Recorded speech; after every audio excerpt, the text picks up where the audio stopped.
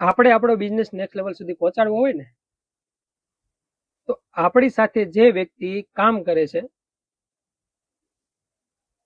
એને જ તમે પ્રમોશન આપો,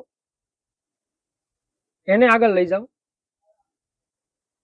એને તમને તમારા બિઝનેસનો અનુભવ, એને એક્સપિરિયન્સ છે જે છેલ્લા તમારી 1 વર્ષથી તમારી સાથે છે, તમારે બિઝનેસને ગ્રોથ કરાવવું છે, તો તમે એ જ વ્યક્તિ તમારી સાથે છે ને એને પ્રમોટ કરો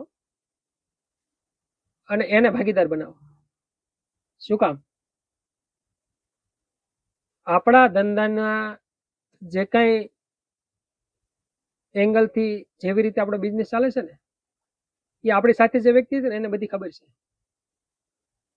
કેવી કેવી રીતે આપણે એક્ટિવિટી થાય છે, કેવી રીતે બિઝનેસ ચાલે છે, એને 100% એક્સપિરિયન્સ આપણા બિઝનેસનો છે. એમાં તમે 1 વર્ષ બગાડેલું છે કે 2 વર્ષ બગાડેલા છે, અને પછી એને તમે કોઈ પણ હોદ્દો આપો ને તો 100% સક્સેસ જાઓ.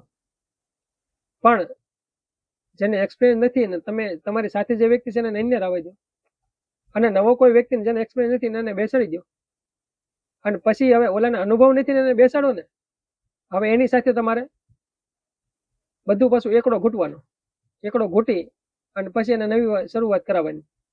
હવે વર્ષે 2 વર્ષે સેટ થાય તો થાય, ગેરંટી તો છે જ નહીં.